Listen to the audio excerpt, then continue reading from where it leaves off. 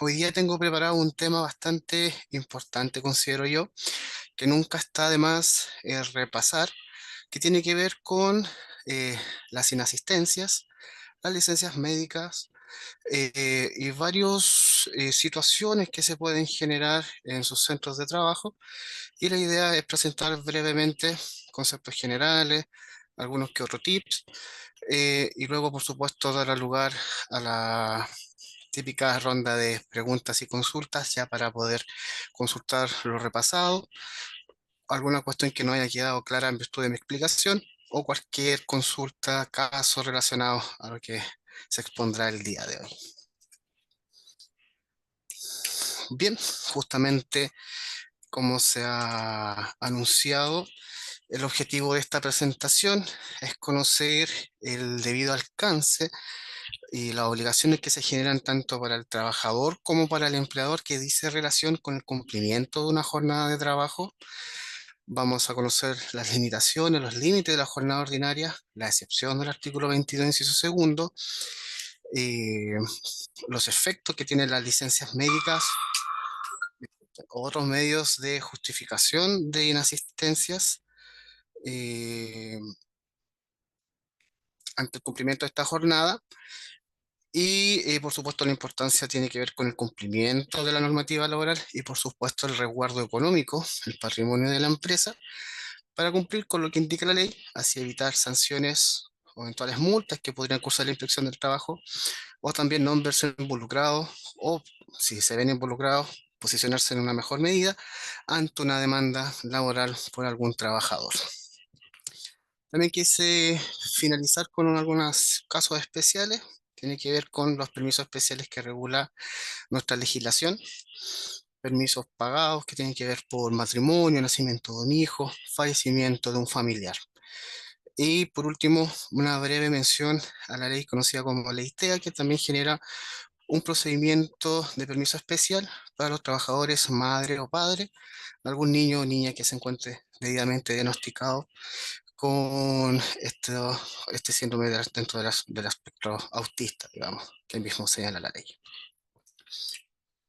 Bien, la obligación de asistir al lugar de trabajo es una obligación de carácter esencial. Así lo regula el artículo 10 del Código del Trabajo en cuanto enumera los elementos que debe contener el contrato. Se enumera la jornada de trabajo y su forma de distribución como un elemento de la esencia de la relación laboral y el contrato de trabajo que viene a formalizar este vínculo laboral, que como ya sabemos es un vínculo consensual que se genera y se perfecciona con el solo hecho de configurarse los elementos de subordinación y dependencia. Sabemos también que su escrituración es obligación de la empresa y su falta de cumplimiento genera sanciones principalmente para el empleador. Por lo tanto, eh, esta obligación esencial genera tanto derechos como obligaciones, tanto al empleador como para el trabajador. Los principales, por supuesto, para el trabajador es cumplir con la jornada de trabajo. Su incumplimiento es causal de amonestación, multa, si así lo habilita el reglamento interno de orden, higiene y seguridad de la empresa, y también como causal más grave la aplicación del despido en los términos del artículo 160, número 3 del Código del Trabajo por inasistencia injustificada. En una diapositiva más adelante vamos a conocer en detalle cuáles son los supuestos que no otorga la ley para poder justificar un despido por esta causa. La principal obligación que tiene el empleador, por supuesto, es respetar la jornada ordinaria de trabajo y llevar un debido control de la asistencia y también velar por el correcto uso o utilización de este control de asistencia. Toda mala utilización por parte del trabajador o corrección no revisada por el empleador es responsabilidad siempre del empleador. No se le puede, o al menos sí lo ha determinado tanto la Inspección del Trabajo como nuestros tribunales laborales de justicia, es el empleador el encargado de mantener el correcto uso y, y también el resguardo de los controles de asistencia, ya sea desde un libro, un sistema biométrico, georreferencial, reloj control o cualquier otro habilitado por la Inspección del Trabajo.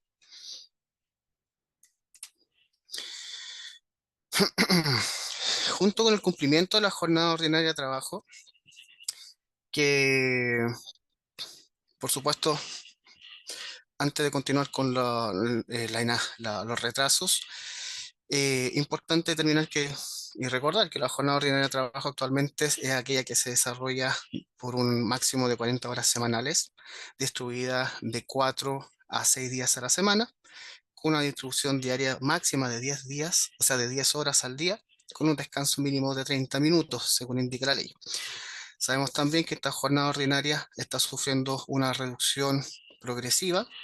En abril del año 2026 se va a reducir a 42 horas a la semana y en abril del año 2028 finalmente se cumple con el objetivo de la reducción total de 40 horas a la semana.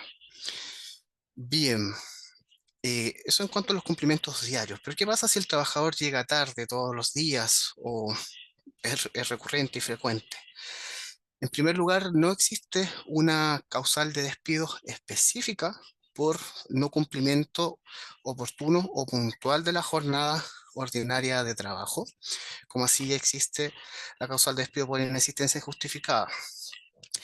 Por lo tanto, aquí el llamado a los empleadores es justamente regular, tanto en los contratos de trabajo como en los reglamentos internos, todas las facultades de orden y control que tenga el empleador, ya sea para cursar sanciones como amonestación, multa o eventualmente justificar un despido por incumplimiento grave a las obligaciones que nacen del contrato de trabajo, 160 número 7 del código, en razón a este incumplimiento constante al cumplimiento de la jornada. Retraso, principalmente porque sabemos que el término anticipado de la jornada de trabajo sin permiso del empleador, por supuesto, da lugar a otra causal de despido que es el abandono intempestivo. 160 número 4, letra A del mismo cuerpo legal. Bien, entre las medidas preventivas que se recomiendan es, por supuesto, elevar esta obligación, el cumplimiento de la jornada puntual y oportuna, como una obligación de carácter esencial, de manera expresa en el contrato de trabajo.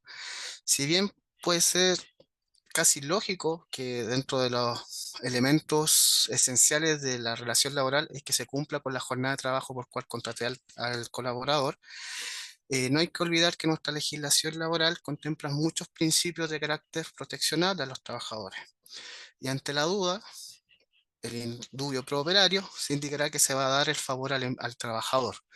Por lo tanto, siempre es bueno ser lo más expreso posible en las obligaciones esenciales, algunas tan básicas como el cumplimiento de una jornada diaria o ordinaria de trabajo.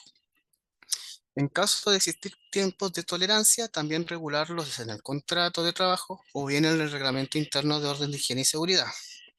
Se suele dar unos tiempos de tolerancia de 5, 10, hasta 15 minutos, he visto en algunos empleadores más flexibles, en que al trabajador no se le va a cursar sanción alguna o descuento por los retrasos.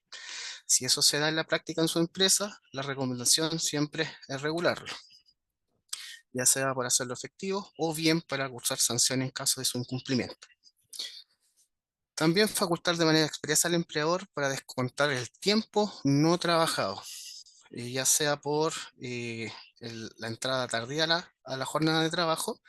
También puede ser de toda lógica que los atrasos deberían ser descontados, ya que propiamente el trabajador no cumple con la jornada de trabajo y paralelamente no cumple con, se podría reducir la remuneración diaria o semanal, como indica, mejor dicho, la inspección del trabajo, todos los retrasos generados en una semana. Pero siempre se recomienda facultar de manera expresa al empleador, al menos en los contratos de trabajo o bien en el reglamento interno de orden, higiene y seguridad. Por supuesto, ahí ya poniendo la vista por sobre las interpretaciones de los jueces, que en su mayoría aplican los principios protectores para fallar en las causas laborales. Y por último, como se había anticipado en un principio, considerar como incumplimiento grave a las obligaciones que nacen del contrato de trabajo, y facultar al empleador para practicar un despido por esta naturaleza ante los retrasos reiterados.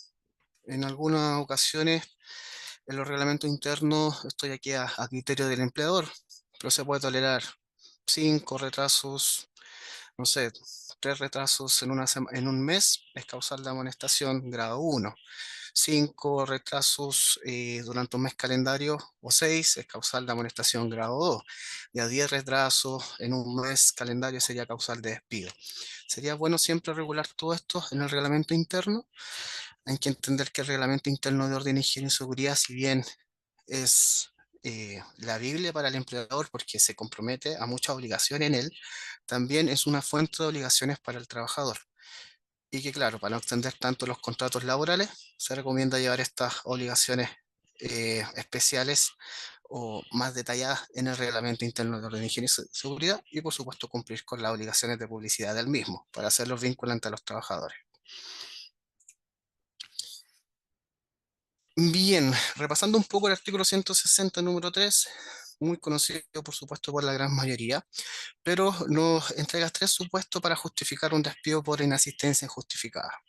El primero de ellos es la inasistencia justificada por 2 días seguidos o más, la inasistencia justificada por 2 lunes en un mismo mes calendario, 2 días lunes, y por último la inasistencia injustificada por 3 días en un mismo mes calendario. Por supuesto, esto es discontinuo, porque si son discontinuos se aplica la letra, no lo define la ley como letra A, simplemente aquí se dividió para efectos de exponerlo, digamos, pero la primera parte o el primer inciso de este articulado se aplicaría, digamos, por 3 días continuos. ¿Cuáles son los efectos de este despido? Como el efecto que generan todos los despidos por el artículo 160, en sus 7 numerales, es que el trabajador pierde toda indemnización en su finiquito, indemnización que podría obtener si fuera despedido por necesidad de la empresa, tales como indemnización por falta de aviso previo, indemnización por años de servicio o cualquier otra indemnización de carácter convencional que se haya pactado en el contrato de trabajo, contrato colectivo de trabajo o entregado en el reglamento interno y que tenga relación con la inasistencia o asistencia del trabajador. Y el trabajador solamente tendría derecho al pago de sus vacaciones pendientes y su remuneración pendiente. Bien, entonces, ¿qué se entiende como justificación de la inasistencia? Principalmente quise destacar 4 posibilidades de justificar la inasistencia. Cada vez más los tribunales de justicia, justamente aplicando los principios protectores del trabajador, se ponen creativos y generan otras figuras para poder justificar la inasistencia de los trabajadores. Pero estos son por lo menos lo más común y lo que da más certeza de que se pueda justificar una inasistencia por parte del trabajador. Como pueden ver, la licencia médica no es el único medio para justificar una inasistencia. Existe también, por supuesto, la autorización del empleador, otorgando permisos expresamente y ojalá y respaldados por escrito, ya sea estos con o sin goce de remuneraciones. Las licencias médicas, por supuesto, debidamente emitidas por el facultativo médico y tramitadas de la manera oportuna. Bueno, ahí la tramitación de manera oportuna, aunque no se tramite de manera oportuna por parte del empleador, sí por el trabajador vendría a justificar la inasistencia. Los permisos legales, como también vamos a conocer brevemente al final de esta presentación, un listado de ellos, son los permisos autorizados por ley que genera el derecho al trabajador de no asistir de manera debida a su lugar de trabajo. Y por último, los casos de fuerza mayor y casos fortuitos, como son la emergencia sanitaria, catástrofes naturales, emergencias de salud, siniestros, imprevistos, eh, no sé, el corte de electricidad en la red de transporte público, por ejemplo, en el metro, las situaciones de mal tiempo, como se vio este año por estas tormentas que han habido dentro de la región metropolitana, por ejemplo, también podría justificar ya sea el retraso al ingreso a la jornada de trabajo o bien la inasistencia a poder cumplir con su jornada de trabajo, digamos, de manera presencial. Brevemente, y por supuesto no podríamos pasar por alto lo que se encuentra regulado en el artículo 22, inciso segundo. No hay que olvidar que el inciso primero trata la jornada ordinaria de trabajo actualmente de 44 horas semanales, y es el inciso segundo quien genera la excepción o le otorga la excepción a aquellos trabajadores de cumplir con una jornada que no se encuentre limitada por un horario fijo. Recordar que en abril de este año, el 26 de abril, se aplicó la ley que reduce la jornada ordinaria de trabajo, pero también contempla una modificación en este artículo y reduce su aplicación de una manera más restrictiva, dejándolo simplemente para tres casos. Casos de trabajadores gerenciales, de trabajadores que sean apoderados o que tengan facultades de administración para la empresa y de representación, y todos aquellos trabajadores que no cuenten con una supervisión y fiscalización inmediata. Esta tercera opción, digamos, es esta cláusula abierta dentro de lo taxativo, que es el artículo 22, inciso segundo, y lo excepcional de su aplicación, y es lo que trae, digamos, la opción de poder analizar o mantener este artículo. La verdad es que no es que se elimine, como se pensó en un principio, o se divulgó de manera incorrecta, sino que se hace más restrictiva su aplicación. Respecto a qué se entiende por fiscalización superior, directa e inmediata, la inspección del trabajo ya lo había regulado y lo había explicado anteriormente, y básicamente indica que si en un puesto de trabajo o las funciones de un trabajador son susceptibles de ser enjuiciadas, revisadas o supervisadas, digamos sus funciones, y que esta supervisión sea realizada por un superior jerárquico, y además que esta revisión sea cercana, tanto temporalmente, vale decir que supervisa a diario, semanalmente, dentro de 2 o 3 días de la semana o semanalmente también, o cercana de manera espacio-temporal, por ejemplo, la típica oficina del supervisor que está en medio, digamos, de los demás puestos de trabajo de los analistas, por ejemplo, se entenderá que es supervisión directa e inmediata. ¿Qué es importante considerar sobre este cambio? Que hasta antes de abril de este año, solamente un juez laboral tenía la facultad para poder determinar si se aplica de manera correcta el artículo 22, inciso segundo del Código del Trabajo. Luego de la modificación de la ley, será también los inspectores del trabajo que tengan esta facultad, y por supuesto, este genera un riesgo infinito de poder ser objeto de multas por parte del inspector, quien, según su lógica y experiencia, considere que está mal aplicado el artículo 21, inciso segundo. Por supuesto, ante esas multas existen mecanismos de impugnación o reclamación administrativa, tanto judiciales, si así lo estima la persona afectada.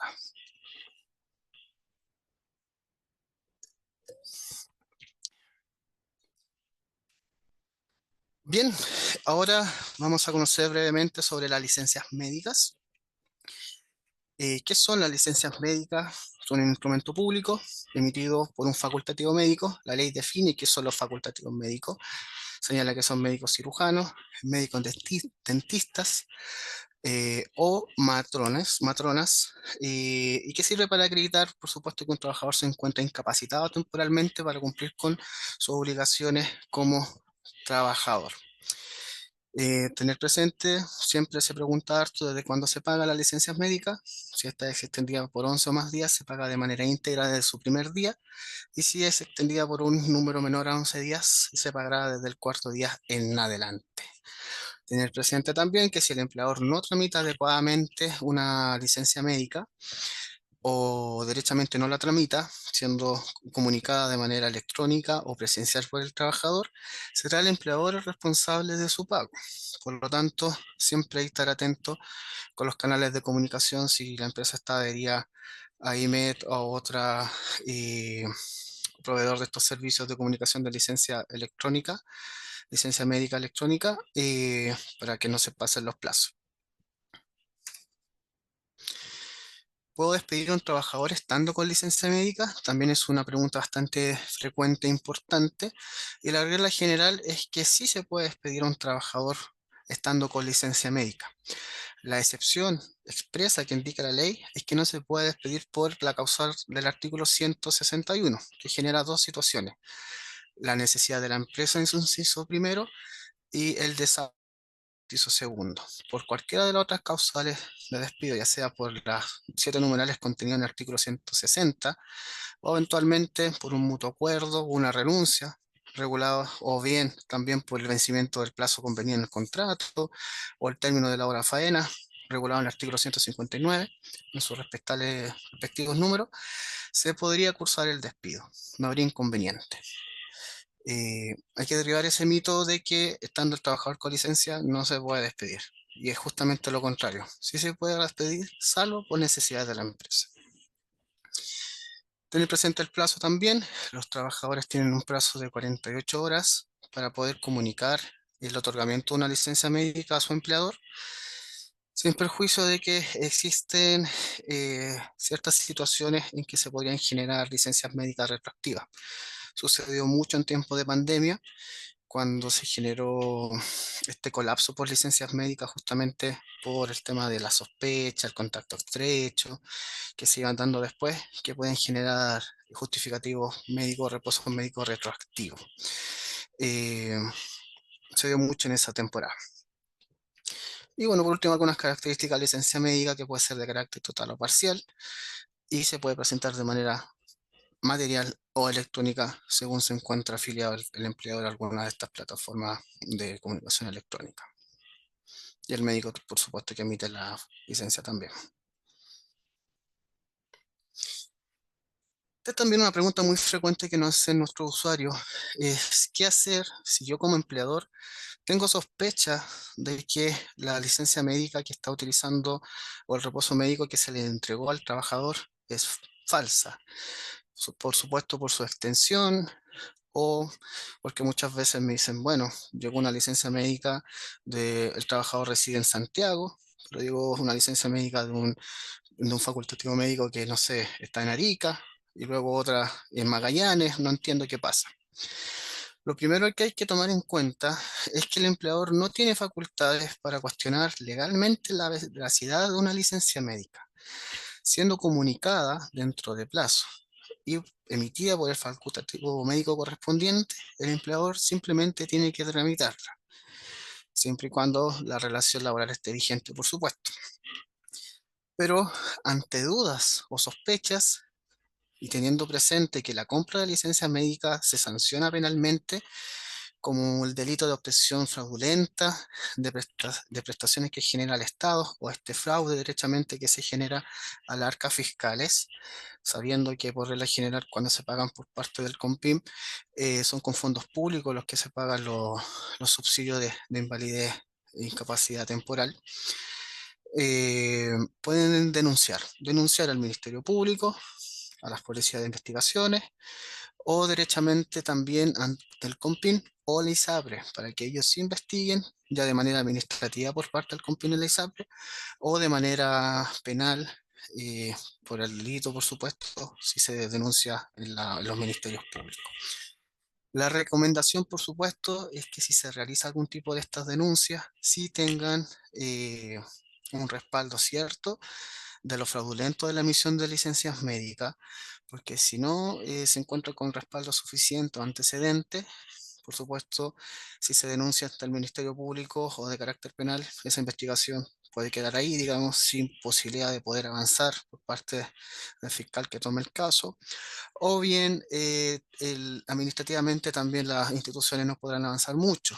Y si el trabajador es notificado de que el empleador lo ha denunciado por esto, digamos, se pueden dar supuestos de vulneración de derechos fundamentales, alguna situación de acoso laboral y el empleador puede salir perdiendo. Por lo tanto, teniendo certeza y con respaldo fáctico, se puede generar estas denuncias.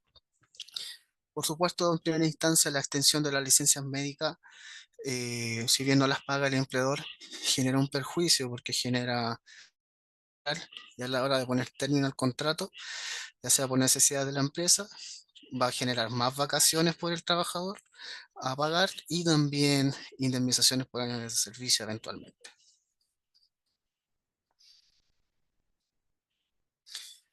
Ah, claro, y como mencionaba finalmente, habiéndose acreditado el delito o el hecho fraudulento, sería causal de despido por el artículo 160, número 1, letra E, que son estas conductas inmorales que afectan a la empresa. Y es importante también tener presente. Bien, para terminar, quise agregar algunos casos especiales o complementarios a lo principal que hemos hablado sobre inasistencia y licencias médicas, que son este listado que muchos pueden tener presentes, que son los permisos especiales que otorga la ley, el fallecimiento de un hijo, 10 días corridos, regulado en el artículo 66 bis del Código del Trabajo por lo demás. Muerte de un cónyuge o conviviente civil, 7 días de corrido con permisos pagados. Muerte de un hijo en periodo de gestación, este es un derecho relativamente nuevo, se dio lugar por la ley Dominga, impulsada en su oportunidad, son 7 días hábiles. Muerte del padre, madre o hermano, son 4 días. Aquí también el permiso eh, por fallecimiento de hermanos, también un derecho relativamente nuevo y que se discutió mucho porque no se otorgaba, digamos. Un duelo tan cercano como el fallecimiento de un hermano antes no se regulaba como un permiso pagado por el empleador. Ahora sí se encuentra regulado en nuestra legislación. Permiso por exámenes preventivos, sabemos que es un día al año para básicamente prevenciones de situación de cáncer, eh, mamografías, Papa Nicolau, exámenes de próstata, independientemente de la edad. Antes había una distinción entre la edad de los trabajadores, ahora no. Cualquier trabajador, siendo hombre o mujer, independientemente de su edad, puede tomarte estos permisos una vez al año, pagados, para realizar estos exámenes preventivos. En campaña de vacunación, también generada por tiempo de pandemia por COVID-19, se otorgaba este permiso de mediodía para poder acudir a las campañas de vacunación que se mantienen actualmente, por ejemplo, por campañas de influenza, y siendo por supuesto dentro del grupo de riesgo que indica la ley, podrían acudir a estas campañas y pedir permisos a sus empleadores. Nacimiento del hijo, el matrimonio por 5 días, existen un sinfín de permisos especiales para bomberos, y situaciones también para aquellos que tienen sindicato y son parte también de la dirigencia de los sindicatos, y lo que tiene que ver con los padres de niños o niñas que se encuentran diagnosticados con TEA, que justamente es lo que vamos a ver a continuación, en virtud de la ley 21.545, la cual modifica el artículo 66